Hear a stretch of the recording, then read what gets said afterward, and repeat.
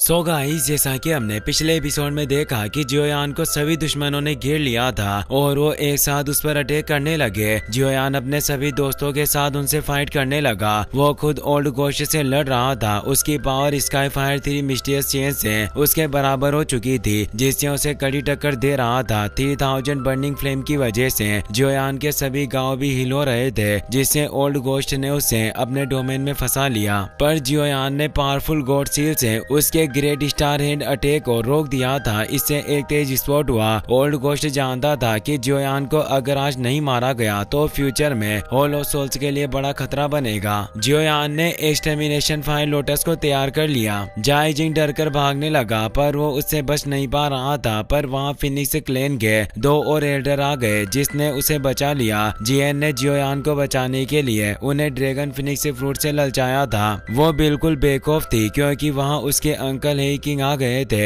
हे king की power से सभी डर रहे थे। उनके ओरा से ही आसपास की चट्टानें नष्ट होने लगी और पूरी जगह ही कंपन कर रही थी। हेवन डीमन फिनिक्स ट्राइब और ओल्ड गोस्ट के ऊपर तेज प्रेशर पड़ने लगता है। उनके मात्र चलने से ही वॉइड क्रैक क्रिएट हो रहे थे। वेनेरेट लेई और बिग हे भी तेज दर्द का सामना कर रहे होते हैं। फिनिक्स ट्राइब एल्डर जुआन को खांसी चलने लगी थी। जियोयान ये देखकर सोचता है कि इन एशियन वॉइड ड्रैगन ट्राइब के एल्डर की ताकत काफी भयानक है। जरूर ये फाइट वेनेरेट लेवल के 7 या 8 स्टार पर होंगे, या फिर शायद ये फाइट वेनेरेट के पीक पर भी हो सकते हैं, जिससे ये एल्डर वांग जुआन और बाकी सभी पर तेज दबाव डाल रहे हैं और ये सभी इनके सामने असहाय हैं। जियोयान अब अपनी sky fire 3 mysterious change transformation को एक्टिवेट कर लेता है। अब लिटिल फेक डॉक्टर और बाकी सभी उसके पास आ जाते हैं। फिनिक्स ट्राइब एल्डर जुआन सोचता है कि यह लड़की इतनी कॉन्फिडेंट के साथ हमें बुला रही है। अब पता चला किसके कॉन्फिडेंस का सोर्स ये एल्डर हे किंग था। हे किंग उन पर अपने दबाव को बढ़ाते जा रहे थे। जियो फेंग कहता है कि आप एशियन वॉइड ड्रैगन क्लेन के सीनियर एल्डर होने के बावजूद हम जूनियर के ऊपर रोब जमाने की कोशिश कर रहे हो। क्या आपको शर्म नहीं आती? इससे हे किंग को और ज्यादा गुस्सा आता है। वो बोलते हैं कि तुम एवनली डीमन फिनिक्स क्लेन के लोग अपने आप को समझते क्या हो? तुम्हारी हिम्मत कैसे हो गई मुझसे ये बातें कहने की? और वो अपने प्रेशर को कई गुना बढ़ा देते हैं, जिससे तेज वॉइड क्रे के साथ बहुत ही ज्यादा हाई प्रेशर अब जियो फेंग के ऊपर पड़ रहा था, जिसे वो सहन नहीं कर पा रहा होता। Heaven demon phoenix tribe elder Juan उसे बचाने के लिए पीछे आ जाते हैं और अपने हैंड से जियो फेंग को पावर देने लगता है, जिससे जियो फेंग उस दबाव को रोकने लगता है। यह देखकर गुस्से में हे किंग अपनी पावर को बढ़ाते हैं और सिर्फ अपने नजर के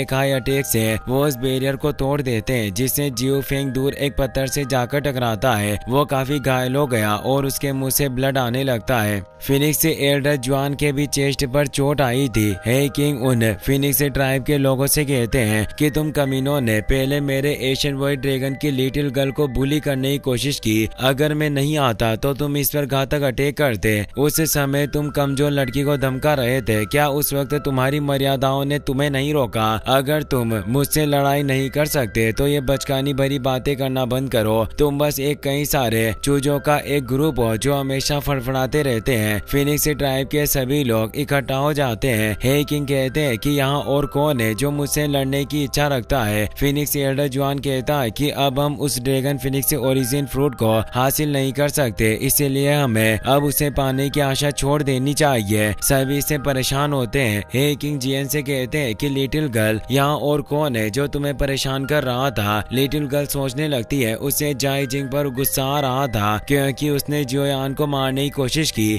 इसीलिए वो चालाकी से काम लेती हुई उन्हें कहती है कि उस ओल्ड गोस्ट ने भी मुझे धमकाने की कोशिश की थी। ओल्ड गोस्ट जाई जिंग काफी डर जाता है और बोलता है कि मैं ऑल ऑफ सोल्स का एक ऑनरेबल पर्सन हूँ, आप मुझ पर अटैक नहीं कर सकते। हे किंग अपनी वॉइड पावर के साथ उसे एक पावरफुल पंच मारते हैं, जिससे उसके मुंह से ब्लड निकल आता है और वो कई सारे पिलरों से टकराता हुआ दूर गिरता है। वो काफी जख्मी हो गया था और उसका पूरा फेस सूज चुका होता है। हे किंग बोलते हैं कि तुम ऑल ऑफ सोल्स के लोग खुद को समझते क्या हो? तुम्हें क्या लगता है कि अगर मैं आज तुम्हें पीटूं तो क्या इससे ऑल ऑफ सोल्स मेरे एशियन वॉइड ड्रैगन के साथ युद्ध घोषित करने की हिम्मत करेगा? क्या तुम मेरे एशियन वॉइड ड्रैगन क्लेन को मामूली कबीला समझ रहे हो? और फिनिक्स ट्राइब के लोगों से भी कहते हैं कि तुम छोटे मिक्स ब्रीड के चूजो मुझसे दूर हो जाओ। वो अपने ओरा से सभी लोगों पर फिर से दबाव डालते हैं और कहते हैं कि यहाँ मौजूद तुम सभी लोगों में इतनी हिम्मत हिम्मत नहीं कि तुम मेरे सामने आंख उठाकर देख सको। कोई भी उनकी तरफ ठीक से देख नहीं पा रहा होता और उस पावर से वॉइड क्रैक तो वास्तव में दिखाई देने ही थे। जियोयान भी उनकी पावर देखकर हैरान हो गया। वो बोलता है कि एशियन वॉइड ड्रैगन की पावर वाकई सभी लोगों के ऊपर हावी है। निश्चित रूप से एशियन वॉइड ड्रैगन एक पावरफुल कबीला होने के योग्य है। सभी लोगों को तड़पता देखकर जियन काफी खुश होती है। वो अब जियोयान के पास आकर बोलती है कि तुम अब कैसा फील कर रहे हो? तुम भी अब मानते हो ना कि मेरे एशियन वॉइड ड्रैगन की पावर कितनी महान है और हम काफी प्रभावशाली है। एल्डर हे किंग भी उनके पास आ जाते हैं और वो जियन से कहते हैं कि लिटिल गर्ल, क्या तुम अब संतुष्ट हो? जियन हमें जवाब देती हुई कहती है कि आपकी एंट्री इतनी भी बेकार नहीं थी, इसीलिए मैं इस बार आपकी कोई शिकायत नहीं करूंगी। हे किंग भी चौंक जाते हैं क्योंकि जियन एशियन वॉइड ड्रैगन क्लैन की प्रिंसेस होती है।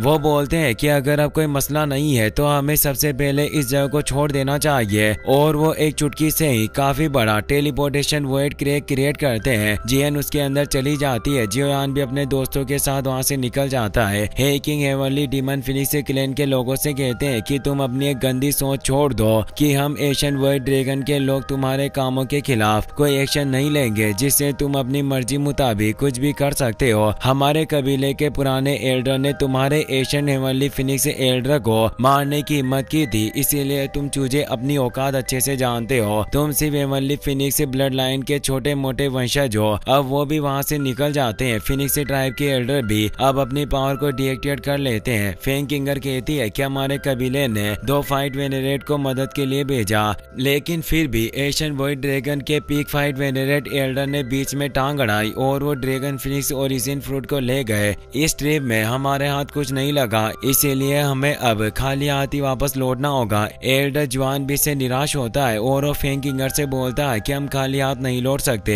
तुम कुछ लोगों के साथ उस बिस्ट स्पीड बैरियर पर वापस जाओ और वहां मौजूद हमारे हेवनली फिनिक्स क्लैन के अवशेष को वापस लेकर आओ। तो फेंग किंगर 2 एल्डर के साथ वहां से चली जाती है। ओल्ड घोस्ट जाइजिंग को जियोयान पर काफी गुस्सा आ रहा था कि यह लड़का हर बार बच जाता है, पर अगली बार जब दोबारा मेरी मुलाकात इससे होगी तो उस वक्त यह और इसका पूरा फॉलिंग स्टार पवेलियन पूरी तरह से नष्ट हो जाएगा। और अब वहां से निकल जाता है। वेनेरेट लेई एल्डर जवान के पास आता है और वो एल्डर जवान से कहता है कि फेंग किंगर मेरी डिसेबल होने की वजह से मेरा विंड लाइटनिंग पवेलियन मदद के लिए हमेशा हेवनली डीमन फिनिक्स ट्राइब का साथ देगा। अगर आपको फ्यूचर में मदद की कोई भी जरूरत हो तो सिर्फ आप एक मैसेज भेज देना, मैं आ जाऊंगा। तो फिनिक्स एल्डर जवान उसका मजाक उड़ाते हुए कहता है कि मुझे नहीं लगता कि तुम हमारे लिए किसी भी परेशानी को मोल लेने की स्थिति में हो, क्योंकि वो लड़का जियोयान ही एक झटके में तुम्हारे पूरे नॉर्थ विंड लाइटनिंग पवेलियन को नष्ट कर सकता है और तुम्हें भी मारने की काबिलियत रखता है। इसीलिए तुम्हारा ओहदा अब काफी गिर चुका है। इसीलिए मैं फेंग किंगर को अब तुम्हारे साथ नहीं भेजूंगा, क्योंकि तुम खुद की रक्षा नहीं कर सकते तो उसे क्या खाक बचाओगे? वेनेरेट लेई से परेशान होता है, उसे काफी बुरा लगता है। वो कहता है कि आप ऐसा न करें। एल्डर जवान कहता है कि मुझे फेंग किंगर की चिंता है, अगर वो तुम्हारे साथ रही तो शायद वो कभी फाइट वेनेरेट में प्रमोट नहीं हो पाएगी और सिर्फ एशियन फिनिक्स ट्राइब में जाकर ही उसकी फाइट वेनेरेट में प्रमोट होने की काबिलियत होगी। फेंग किंगर भी अब वहां जाती है और एल्डर जवान को बताती है कि हमने हेवनली फिनिक्स के बचे हुए सभी अवशेषों को हासिल कर लिया है। तो एल्डर जवान बोलते हैं कि अब हमें यहाँ से निकलना होगा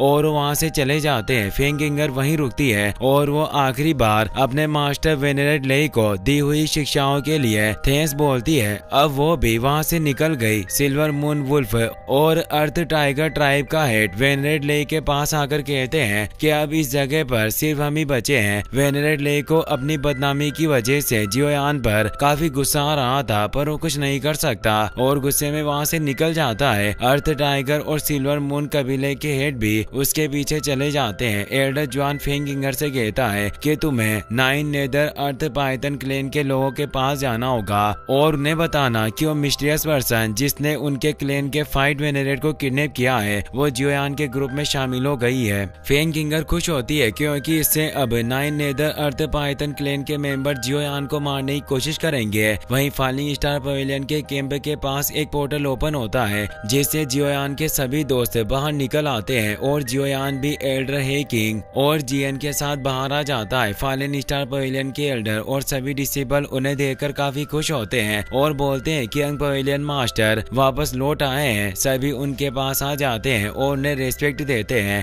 जियोयान एल्डर हे किंग को मदद के लिए थैंक्स कहता है और बताता है कि अगर आपने आज एक्शन नहीं लिया होता तो हम एक बड़ी परेशानी में पड़ सकते थे। हे किंग बोलते हैं कि तुम्हें थैंक्स कहने की कोई जरूरत नहीं, क्योंकि जियन का हमारे क्लेन में एक स्पेशल स्टेटस है। तुम सभी इसे सुरक्षित रूप से सेंट्रल प्लेन से लेकर आए, इसलिए तुम्हारी ये महान दयालुता ही हमारे लिए काफी है। तुम्हारी इस मदद को हमारे एशियन ड्रैगन वर्ड क्लेन हमेशा याद रखेगा। जियोयान कहता है कि सीनियर वाकई आप काफी अच्छे हो। मैं जियन को अपनी सिस्टर की तरह मानता हूँ। इसने वास्तव में अपनी फैमिली को ढूंढ लिया। इससे मैं भी काफी खुश हूँ, क्योंकि अब ये अपने परिवार के साथ रह पाएगी। जियन मुस्कुराते हुए उसे बताती है कि ये मेरे चाचा है, इनका नाम हे किंग है, और वो अपने अंकल को भी बताती है कि ये सभी मेरे दोस्त हैं। वो एक एक करके उन्हें सभी के बारे में बताती है कि सिस्टर लिटिल फेई डॉक्टर के पास पॉइजन पावर है और किंग लुआन के पास विंड पावर है। किंग लिन से मैं अभी हाल ही में मिली हूँ और एल्डर तियानवो